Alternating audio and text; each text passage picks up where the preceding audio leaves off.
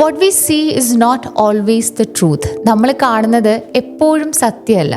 ഒരിക്കൽ കണ്ണാടിക്ക് മുന്നിൽ നിൽക്കുമ്പോൾ സ്വന്തം മുഖം ഒന്ന് നോക്കിയിട്ട് ചോദിക്കണം, അല്ലെങ്കിൽ നമുക്ക് എപ്പോഴെങ്കിലും ഡിസോർട്ടഡ് ആയിട്ട് തോന്നിയിട്ടുണ്ടാവാം, നമ്മൾ വേർത്താണോ, അല്ലെങ്കിൽ നമ്മൾ ഈ കാണുന്ന നമ്മുടെ ഈ ഒരു ഫേസ് ശരിക്കും ശരിയാണോ എന്നൊക്കെ ഉള്ളത്.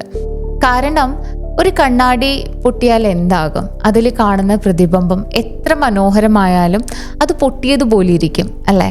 അപ്പോൾ നമ്മളൊന്ന് ഇമാജിൻ ചെയ്തു നോക്കൂ, നമ്മളൊക്കെ വളർന്ന വീടുകളിൽ സ്നേഹം ഒരു കണ്ടീഷണൽ ആവുകയും നമ്മുടെ ഇമോഷൻസ് ഒന്നും എക്സ്പ്രസ് ചെയ്യാൻ പറ്റാത്തൊരു സാഹചര്യം, അഥവാ എക്സ്പ്രസ് ചെയ്താൽ എപ്പോഴും ഇവള് ഭയങ്കര സെൻസിറ്റീവാണ്, അല്ലെങ്കിൽ you are not good enough, you are too much, അങ്ങനെയുള്ളൊരു ക്രിറ്റിസിസം കേട്ടാണ് നമ്മൾ വളർന്നതെങ്കിൽ, ഒരു ഡോമിനേറ്റിംഗ് പാരൻസിൻ്റെ ഒക്കെ ഇടയിലാണ് നമ്മൾ വളർന്നതെങ്കിൽ, നമ്മൾ വളർന്നാലും ആ കണ്ണാടിയിലൂടെ നമ്മൾ എല്ലാവരെയും കാണുകയുള്ളൂ. നമ്മളെപ്പോലും നമ്മൾ അതിലൂടെയാണ് കാണുന്നത്. We were never too much, we were just looking into the wrong mirror.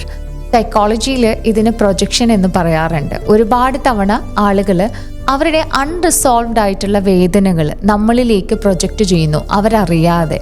പിന്നീട് നമ്മൾ തന്നെ സ്വയം വിശ്വസിക്കും, ഇങ്ങനെയാണ് നമ്മളൊക്കെ എന്ന് വിശ്വസിച്ച് അങ്ങോട്ട് മുന്നോട്ട് കൊണ്ടുപോകും.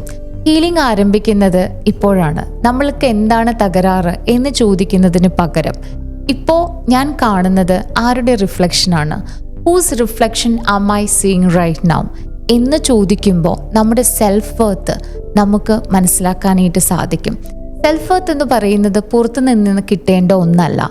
It is not something we earn, it is something we uncover. അത് നമ്മൾ സ്വയം കണ്ടുപിടിക്കുന്നതാണ്. When we clean the mirror, when we remove what never belongs to us, നമ്മൾക്ക് നമ്മളായിട്ട് കണ്ടുപിടിക്കാത്ത ചില കാര്യങ്ങൾ നമ്മൾക്കുള്ളിൽ തന്നെയുണ്ട്.